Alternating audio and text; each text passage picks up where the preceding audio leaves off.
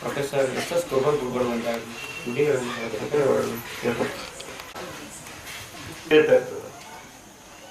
ತನಗಿಂತ ಪ್ರಿಯವಾದ ವಿಷಯ ಮುಂದುಂಟೆ. ಈ ಜಗತ್ತಿನಲ್ಲಿ ಎಲ್ಲಕ್ಕಿಂತ ಪ್ರಿಯವಾದ ವಿಷಯ ಯಾವುದು ಅಂದ್ರೆ ತಾನ.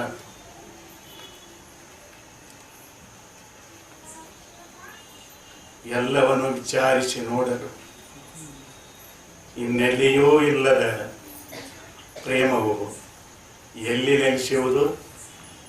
ತನ್ನ ಆತ್ಮನಲ್ಲಿ. ಆದರೆ ತನ್ನ ಆತ್ಮವೇ ಸುಖ.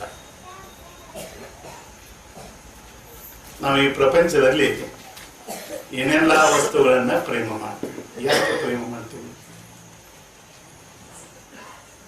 ಈಗ ನೋಡ್ರಿ, ಯುವಕರು ಯುವತಿಯರು ಲಗ್ನ ಮಾಡ್ಕೋಬೇಕಂತಾರೆ, ಪ್ರೇಮ ಮಾಡ್ತಾರೆ. ನಾನು ನಿನ್ನ ಪ್ರೇಮ ಮಾಡ್ತೀನಿ, ನಾನು ನಿನ್ನ ಪ್ರೇಮ ಮಾಡ್ತೀನಿ ಅಂತಾರೆ. ಅವರು ಪತಿ ಇದ್ದವ ಪತ್ನಿಗೆ ಸುಖವನ್ನು ಕೊಡಬೇಕಂತ ಪ್ರೇಮ ಮಾಡ್ತಾನೋ, ಆಕೆಯಿಂದ ಸುಖವನ್ನು ಪಡಿಬೇಕಂತ ಪ್ರೇಮ ಮಾಡ್ತಾನೋ. ಈ ಪ್ರಪಂಚದಲ್ಲಿ ಏನೆಲ್ಲ ವಿಷಯಗಳು ಆ ವಸ್ತುಗಳಿಗೆ ಸುಖವನ್ನು ಕೊಡಬೇಕು ಅಂತ ಪ್ರೇಮ ಮಾಡೋದಲ್ಲ, ಅವುಗಳಿಂದ ನಮಗೆ ಸುಖ ಬೇಕು, ಪಡಿಬೇಕು. ಬೃಹದಾರಣ್ಯಕ ಉಪನಿಷತ್ತಿನಲ್ಲಿ ಯಾಜ್ಞವಲ್ಕ್ಯ ಮಹರ್ಷಿಗಳು ಹೇಳ್ತಾರೆ ಒಂದು ಮಾತಾಡ, ಆತ್ಮನಸ್ತು ಕಾಮಾಯ ಸರ್ವಂ ಪ್ರಿಯಂ ಭವತಿ. ಈ ಪ್ರಪಂಚದಲ್ಲಿ ನೀವು ಯಾವುದೇ ವಸ್ತುವನ್ನು ಪ್ರೇಮ ಮಾಡಿದರೂ ಕೂಡ ಅದರಿಂದ ಸುಖ ಪಡಿಬೇಕಂತ ಪ್ರೇಮ ಮಾಡ್ತಾರೆ. ಅವುಗಳಿಗೆ ಸುಖ ಕೊಡಬೇಕಂತ ಪ್ರೇಮ ಮಾಡೋಲ್ಲ. ಪಂಚದಶಿಯಲ್ಲಿ ಒಂದು ಉದಾಹರಣೆಯನ್ನ ಹೇಳ್ತಾರೆ.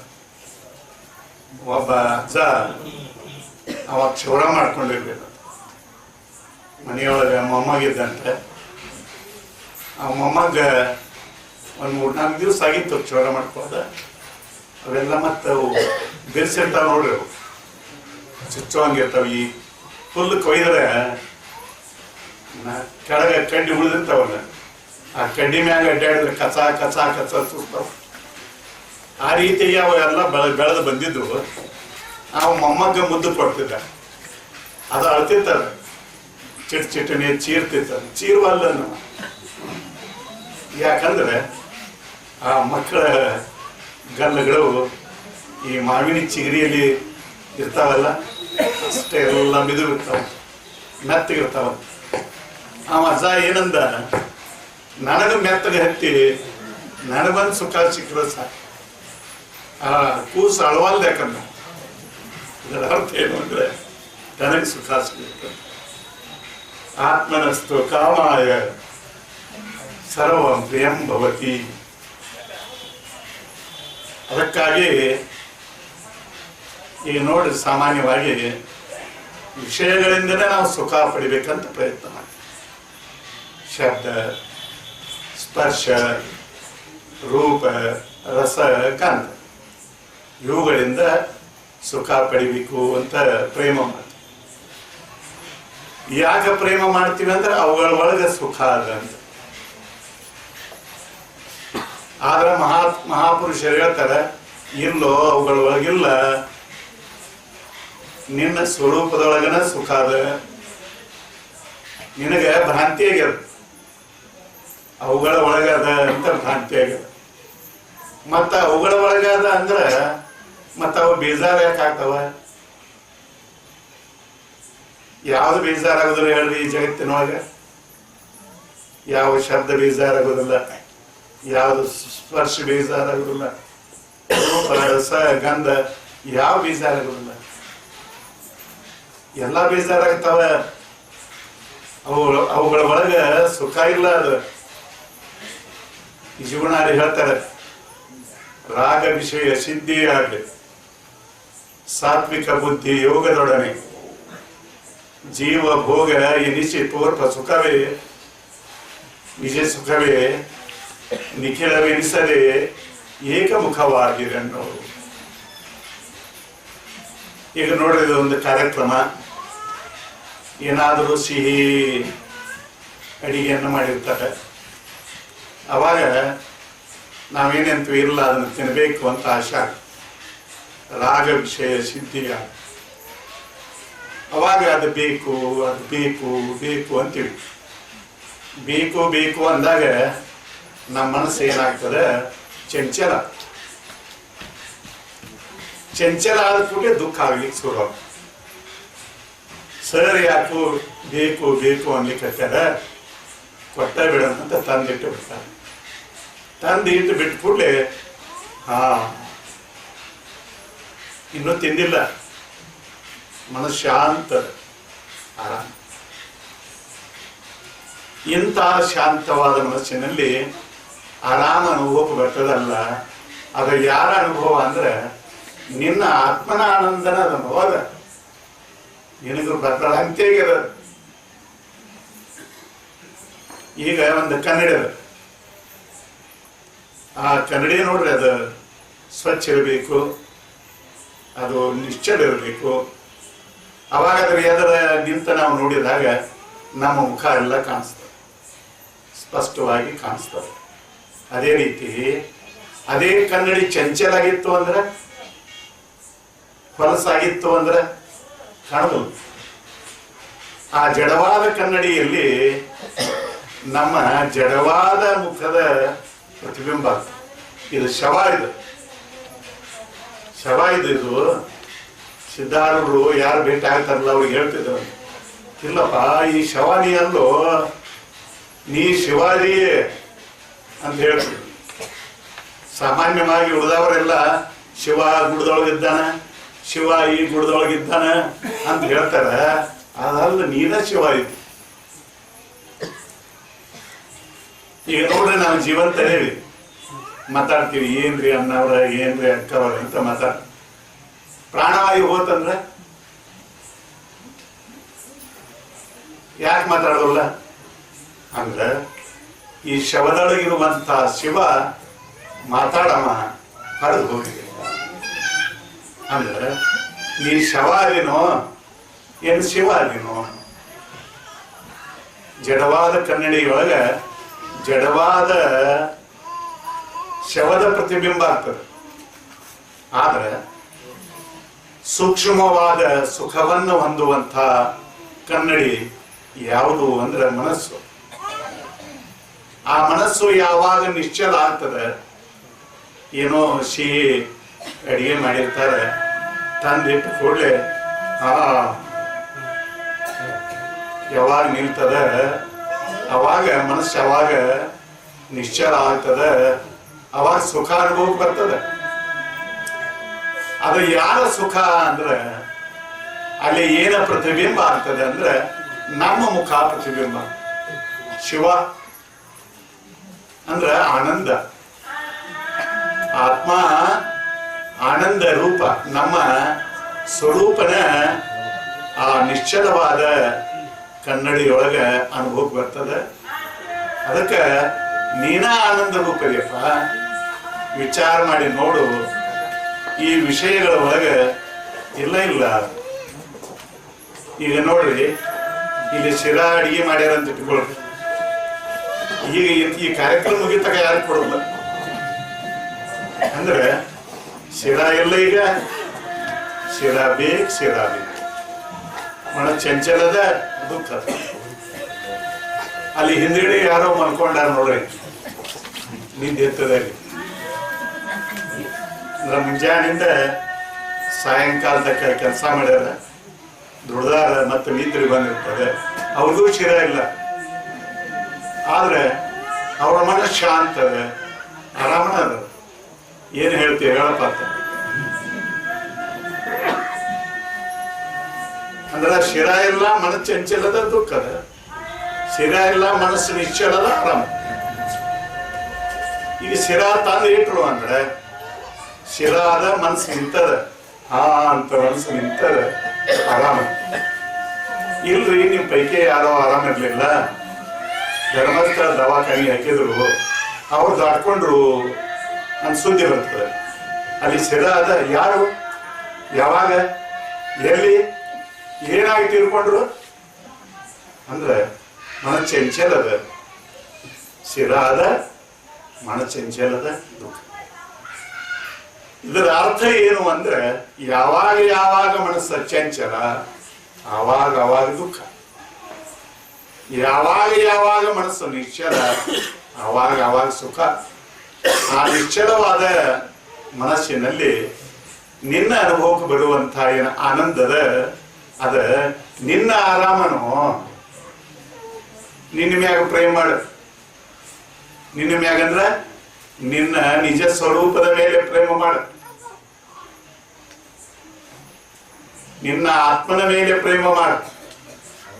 ಎಲ್ಲವನ್ನು ವಿಚಾರಿಸಿ ನೋಡಲು ಇನ್ನೆಲ್ಲಿಯೂ ಇಲ್ಲದ ಪ್ರೇಮವು ಎಲ್ಲಿ ನೆಲೆಸುವುದು? ತನ್ನ ಆತ್ಮನಲ್ಲಿ. ಆದರೆ ತನ್ನ ಆತ್ಮನೇ ಸುಖ, ನಿನ್ನ ಆತ್ಮನ ಸುಖ ಅದ. ನಿನ್ನ ಸುಖರೂಪಕ್ಕೆ ನಿನ್ನ ಸುಖರೂಪವನ್ನ ನೀನು ಪ್ರೇಮ ಮಾಡು. ಈ ವಿಷಯಗಳ ಇವುಗಳನ್ನ ಪ್ರೇಮ ಮಾಡಿದೆ ಅಂದ್ರೆ ಆ ದುಃಖವನ್ನ ಕೊಡ್ತಾವ. ಈಗ ನೋಡ್ರಿ, ಮುಂಜಾನೆಯಿಂದ ಸಾಯಂಕಾಲದವರೆಗೆ ಅನೇಕ ವಿಷಯ ವಸ್ತುಗಳನ್ನು ಉಪಭೋಗ ಮಾಡ್ತೀವಿ. ಮೊದಲು ಒಂದು ವಿಷಯ ಮಾಡ್ತೇವೆ, ಸಾಕಂತೀವಿ. ಎರಡನೇದಕ್ಕೆ ಹೋಗ್ತೀವಿ, ಅದು ಸಾಕು. ಮೂರನೇದಕ್ಕೆ ಹೋಗ್ತೀವಿ, ನಾಲ್ಕನೇದಕ್ಕೆ ಹೋಗ್ತೀವಿ, ಐದನೇದಕ್ಕೆ ಹೋಗ್ತೀವಿ, ಎಲ್ಲಾ ಸಾಕಂತೀವಿ. ಹಿಂಗ್ಯಾಕ? ನಿಜಗುಂಡ್ರು ಹೇಳ್ತಾರೆ, ಕಂಡಾಕ್ಷಣ ರಮಣೀಯವಿದೆಲ್ಲ, ಉಂಡಾಕ್ಷಣವಿದು ವಿರಸವಿದ್ದಲ್ಲ. ಈ ಪ್ರಪಂಚದೊಳಗೆ ಏನೆಲ್ಲ ವಸ್ತುಗಳವಲ್ಲ ನೋಡಿದ ಕೂಡಲೇ ಏನು ಸುಖ ಕೊಡ್ತಾವ ಅಂತ ಅನಿಸ್ತದೆ. ನೋಡಾಕ್ ಹೋದ ಕೂಡಲೇ ಒಯಕ್ ಅನ್ಸಿಬಿಡ್ತಾವ. ಯಾಕ? ಅವುಗಳ ಒಳಗೆ ಸುಖ ಇಲ್ಲ. ಅಂಥ ಸುಖ ಎಲ್ಲೈತಪ್ಪ ಅಂದ್ರೆ ನಿನ್ನ ನಿಜ ಸ್ವರೂಪದೊಳಗದ. ಆಮೇಲೆ ಸಾಮಾನ್ಯವಾಗಿ ಮಾನವ ಗಾಢ ನಿದ್ರೆಯನ್ನ ಮಾಡ್ತಾನೆ. ಈಗ ನೋಡ್ರಿ, ಒಬ್ಬರಿಗೊಬ್ರು ಭೇಟಿ ಆಗ್ತಾರೆ, ನಮಸ್ಕಾರ ರೀ, ನಮಸ್ಕಾರ ಅಂತಾರೆ. ಆರಾಮದಿರಿ? ನೀವು ಆರಾಮದಿರಿ? ನಾವು ಆರಾಮದಿರಿ. ಎಲ್ಲಿ ಆರಾಮ್ ತರ್ತೀರಿ? ಮಡಿನೇ ಇಲ್ಲ ಅಂದ್ರೆ ಆರಾಮಿಲ್ಲ. ಇವು ತಾಯಂದಿರಿಗೆ ಏನಾರ ಕಷ್ಟ ಬಂತಂದ್ರೆ ಈ ಜನ್ಮಕ್ಕೆ ಬೆಂಕಿ ಹತ್ಲಿ ಅಂತಾರೆ. ಅವ್ರು ಎಷ್ಟು ಬೆಂಕಿ ಹಚ್ಚಿದ್ರು ಸುಡಬಂದ್ರು. ಮತ್ತೆ ಯಾವಾಗ ಆರಾಮಪ್ಪ ಅಂತಂದ್ರೆ ಸತ್ತಾಗ ಬಿಡ್ರಿ, ಸುಖ ಏನು ಸುಖ ಅಂತ ಸತ್ತಾಗದ್ರೆ ಕೆಲವೊಂದು ದುಷ್ಟ ವಾಸನೆಗಳಿದ್ದಂಥ ಸೂಕ್ಷ್ಮ ಜೀವಿಗಳು ಬಂದ ನಮಗ ಅದನ್ನ ಕೊಡ್ರಿ ಇದನ್ನ ಕೊಡ್ರಿ ಅಂತ ಹೇಳ್ತಾವ.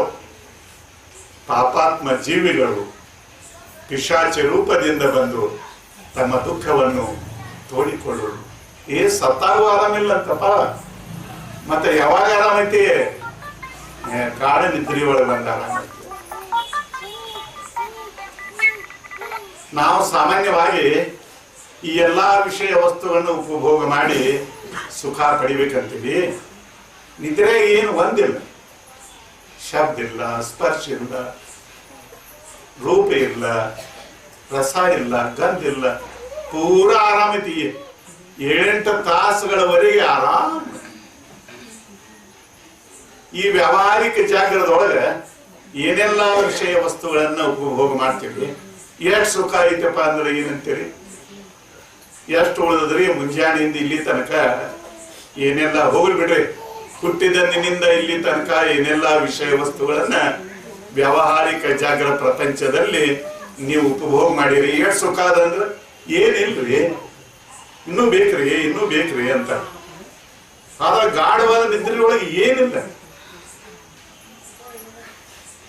ಈ ಗಾಢವಾದ ನಿದ್ರೆಯೊಳಗೆ ಏನು ಸುಖ ಅನುಭವ ಬಂದದ? ಇದು ಯಾರ ಸುಖ? ಇದು ಗಾಢ ನಿದ್ರೆಯ ಅನುಭವವನ್ನ ವಿಚಾರ ಮಾಡಿ ನೋಡಿದಾಗ ಅಲ್ಲಿ ಯಾರು ಇರ್ಲಿಲ್ರಿ. ಅಲ್ಲಿ ಅಲ್ಲಿ ಏನು ತಿಳಿದಿವಿ? ಆರಾಮಿತ್ತು ನೋಡ್ರಿ ಅಂತೀವಿ. ಅಂದ್ರೆ ಗಾಢವಾದ ನಿದ್ರೆಯೊಳಗೆ ನಾವು ಇರ್ತೀವಿ. ಯಾರು ಅದಾರೋ ಇಲ್ಲೋ ತಿಳ್ಕೊಂತೀವಿ. ಮತ್ತೆ ಇರಲಿಲ್ಲ ಅಂದ್ರೆ ಹೇಗೆ ಹೇಳ್ತೀವಿ? ಸಲ ಆದ್ಮೇಲೆ ಏನು ತಿಳಿತೋ ಏನು ತಿಳಿಲಿಲ್ಲ. ಅನ್ನೋದನ್ನ ತಿಳ್ಕೋತಿರ್ತೀವಿ. ಆರಾಮ ಇತ್ತೋ ಏನು ಆರಾಮ ಇರ್ಲಿಲ್ಲೋ ಅನ್ನೋದನ್ನು ತಿಳ್ಕೋತಿರ್ತೀವಿ. ಅಂದ್ರೆ ಗಾಢವಾದ ನಿದ್ರೆಯಲ್ಲಿ ನಾವು ತಿಳ್ಕೋತಿರ್ತೀವಿ, ಅರಿವು ರೂಪ ಆಗಿರ್ತೀವಿ, ಚೈತನ್ಯ ರೂಪ ಆಗಿರ್ತೀವಿ, ಮತ್ತೆ ಏನು ಇಲ್ಲ, ಆರಾಮ ಐತಿ. ಆ ಆರಾಮ ಯಾರು? ಗಾಢವಾದ ನಿದ್ರೆಯೊಳಗೂ ಕೂಡ ಅಲ್ಲಿ ಮನಸ್ಸು ತನ್ನ ಎಲ್ಲ ವಾಸನೆಗಳನ್ನ ಹಿಡ್ಕೊಂಡು ಅಡಿಗೆ ಬಿಟ್ಟಿರ್ತದೆ, ಮನಸ್ಸು ಶಾಂತಿ ಇರ್ತದೆ, ಅವಾಗ ಆನಂದ ಪ್ರಾಪ್ತಿ ಆಗ್ತದೆ. ಅದ ಆನಂದ ಯಾವುದು ಅಂದ್ರೆ ಅದು ತನ್ನ ನಿಜ ಸ್ವರೂಪದ ಆನಂದನ. ಆ ನಿಶ್ಚಳವಾದ ಮನೋವೃತ್ತಿಯಲ್ಲಿ ನಮ್ಮ ನಿಜವಾದ ಮುಖ, ಶಂಕರಾಚಾರ್ಯ ಹೇಳ್ತಾರಲ್ಲ, ಚಿದಾನಂದ ರೂಪ ಶಿವೋಹಂ ಶಿವೋಹಂ ಮನೋಬುದ್ಧಿ ಅಹಂಕಾರ ಚಿತ್ತಾನಿ ನಾಹಂ ನ ಚ ಶ್ರೋತ್ರ ಜೀವೇ ನ ಚ ಘ್ರಾಣ ನೇತ್ರೆ ನ ಚ ವ್ಯೋಮ ಭೂಮಿರ್ನ ತೇಜೋ ನ ವಾಯು ಚಿದಾನಂದ ರೂಪ ಶಿವೋಹಂ ಶಿವೋಹಂ. ಇದು ನಿನ್ನ ಸ್ವರೂಪದ ಆನಂದನ. ಅದಕ್ಕೆ ನಿನ್ನ ಆತ್ಮನನ್ನ ಪ್ರೇಮ ಮಾಡ. ಇವೆಲ್ಲ ವಿಷಯ ವಸ್ತುಗಳನ್ನ ಪ್ರೇಮ ಮಾಡ್ಕೊತ ಹೋದ್ರೆ ನಿನಗೆ ಸುಖ ಶಾಂತಿ ಪ್ರಾಪ್ತಿ ಆಗುದಿಲ್ಲ. ಈ ದೇಹವನ್ನ ಪ್ರೇಮ ಮಾಡ್ತೀಯಪ್ಪ, ಈ ದೇಹ ನಿನಗೆ ಸುಖ ಕೊಡ್ತದನೋ ದುಃಖ ಕೊಡ್ತದನೋ?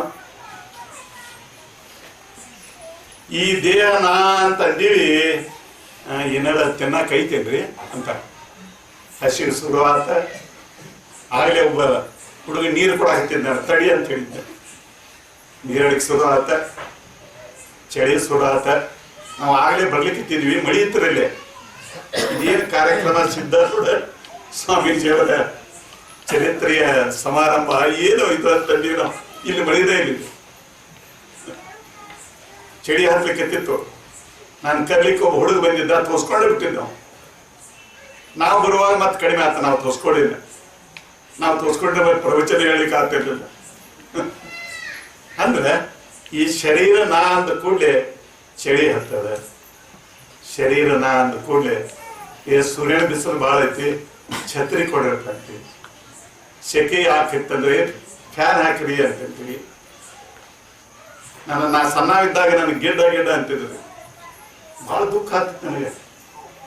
ಹಂಗೆ ಇಳಿತೆ ಮುಲ್ಕಿ ಇತ್ತು ಅವಾಗ. ಆಮೇಲೆ USLC ಎಲ್ಲ ಆತ್ರಿ, ಕಾಲೇಜ್ಗೆ ಬಂದೀವಿ, ಲಿಂಗರಾಜ್ ಕಾಲೇಜ್ಗೆ ಬಂದೀವಿ. ಬಂದ್ಕೊಟ್ಟು ಅಲ್ಲಿ ಗಿಡ್ಡ ಗಿಡ್ಡ ಅನ್ಲಿಕ್ಕೆ ಹತ್ತಿದ್ರು.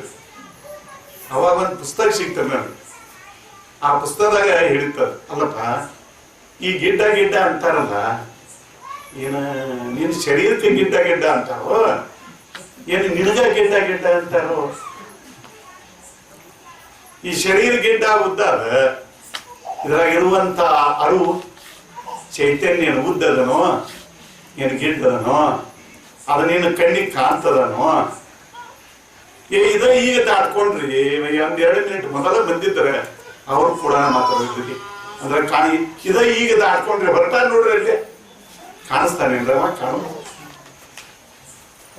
ಜನ ಬೈತಾರೆ, ಯಾರನ್ನ ಬೈತಾರೆ? ನಿನ್ನ ಶವವನ್ನ ಬೈತಾರೆ. ಶವಣ ನೀನ ಅಲ್ಪ, ನೀ ಶವ ಅಲ್ಲ, ನಾ ಶಿವ ಅಂದ ಮ್ಯಾಲ. ಈ ಎಲ್ಲಾರು ಗಿಡ್ಡ ಗಿಡ್ಡ ಅಂದ್ರೆ ಮ್ಯಾಲ ನೆಚ್ಕೋದ್ರಿ, ನಾನು ಹ್ಯಾಕ್ ಬೈತಾರೆ ಬಿಡ ಅಂತ. ಆಮೇಲೆ ಏನಾದ್ರೂ ರೋಗಾದಿಗಳು ಬಂದ್ರ ದುಃಖ, ಮುಪ್ಪ ಬಂದ್ರ ದುಃಖ.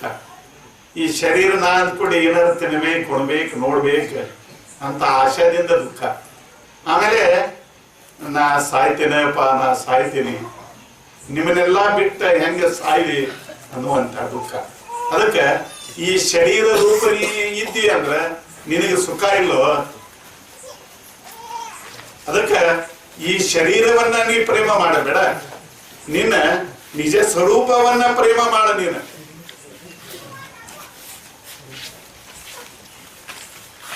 ಪ್ರಜಾತಿ ಯದಾ ಕಾಮಾನ್ ಸರ್ವಾನ್ ಪಾರ್ಥ ಮನೋಗತಾನ್ ಆತ್ಮನ್ನೇವ ಆತ್ಮನಾ ತುಷ್ಟ ಸ್ಥಿತ ಪ್ರಜ್ಞಸ್ತದೋಚ್ಯತೆ. ಅದಕ್ಕೆ ನಿನ್ನ ಆನಂದ ಸ್ವರೂಪವನ್ನ ನೀ ಪ್ರೇಮ ಮಾಡಪ್ಪ. ಎಲ್ಲವನ್ನು ವಿಚಾರಿಸಿ ನೋಡಲು ಇನ್ನೆಲ್ಲಿಯೂ ಇಲ್ಲದ ಪ್ರೇಮವು ಎಲ್ಲಿ ನಿಲ್ಲಿಸುವುದು? ತನ್ನ ಆತ್ಮನಲ್ಲಿ. ಅದರಿಂದ ತನ್ನ ಆತ್ಮನೇ ಸುಖ. ನೀನ ಆನಂದ ರೂಪ ಅದಿ, ನೀನ ಸುಖ ರೂಪ ಅದಿ. ಇಂಥ ನಿನ್ನ ಸ್ವರೂಪವನ್ನ ನೀ ಪ್ರೇಮ ಮಾಡಪ್ಪ ನೀನು ಅನ್ನುವಂಥ ಮಾತನ್ನ ನಿಜಗುಣ ಶಿವಯೋಗಿಗಳು ಹೇಳ್ತಾರೆ. ಅಜ್ಞಾನಿ ಎಲ್ಲವೇ ಜೀವನೇ, ನೀನು ಸುಜ್ಞಾನಿ ಎಂದು ನುಡಿಯುವಲ್ಲಿ. ಚೈತನ್ಯ ರೂಪ ನೀನಾಗಿರ್ದು ಜಡ ಪಂಚಭೂತ ದೇಹವಿದೆ ನೀನು. ಅಲ್ಲಪ್ಪ, ನೀನು ಅರುವ ರೂಪ ಆನಂದ ರೂಪದಿ ನೀನು. ಜಡವಾದ ಈ ಶವಾನಿ ಅಂತ ತಿಳ್ಕೊಂತೇನಪ್ಪ. ಎಂತ ಅಜ್ಞಾನಿ ದಡ್ಡದಿನಿ ಅಂತಾರ.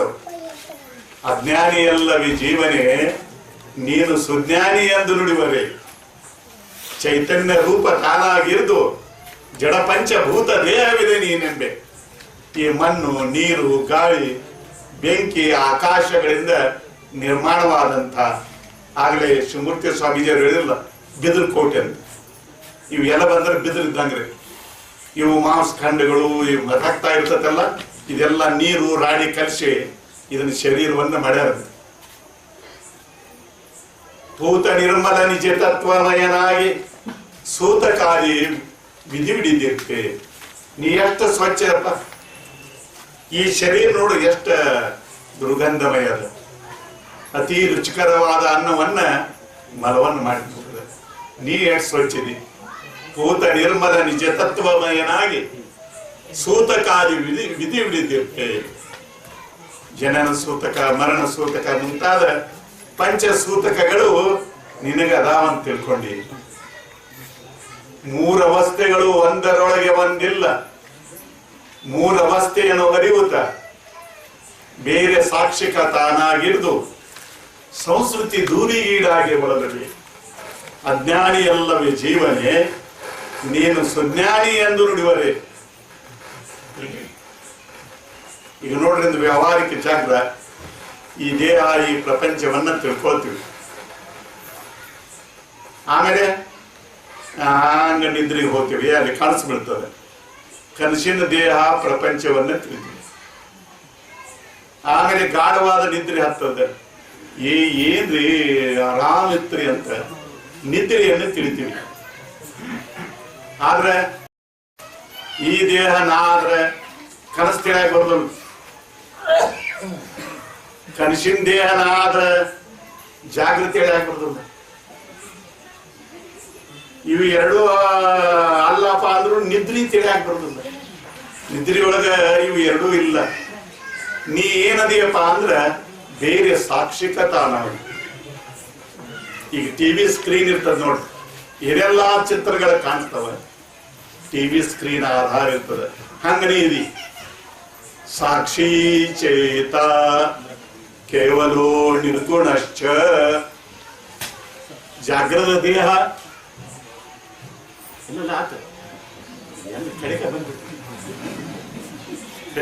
ಅದು ಪದ ರೂಪಿಸ್ಬೇಕಲ್ಲ, ಪದ ಹಾಡ್ತಿರ್ತಾನೆ. ಅದಕ್ಕೆ ಈ ಜಾಗ್ರದ ದೇಹ ಇದು ಪ್ರಪಂಚ. ಇದು ಆ ಪರದೆ ಮೇಲೆ ತೋರ್ತದ ಹೋಗ್ತದ, ನಾ ಪರ್ದ. ಕನಸಿನ ದೇಹ ಪ್ರಪಂಚ ತೋರ್ತದೆ, ನಾ ಪರ್ದ. ಆ ಗಾಢ ನಿದ್ರೆಯ ಅಜ್ಞಾನ ತೋರ್ತದ, ನಾ ಪರ್ದ. ನನಗೇನು ಸಂಬಂಧ ಇಲ್ಲ. ಹಂಗೆ ಸಿದ್ಧಾರೂಢರು ಜಾಗೃತ ದೇಹಕ್ಕೆ ಏನಾದ್ರೂ ನನಗೆ ಸಂಬಂಧ ಇಲ್ಲ. ತಲೆ ಮ್ಯಾಗ ಬೆಂಕಿ ಇಟ್ರು ದೇಹಕ್ಕೆ ನನಗೆ ಸಂಬಂಧ ಇಲ್ಲ. ಅದಕ್ಕೆ ಕಾನೂರಿನ ಹಿಡಿದು ಹೋಗಿದ್ರು ಅದು ನನಗೆ ಸಂಬಂಧ ಇಲ್ಲ.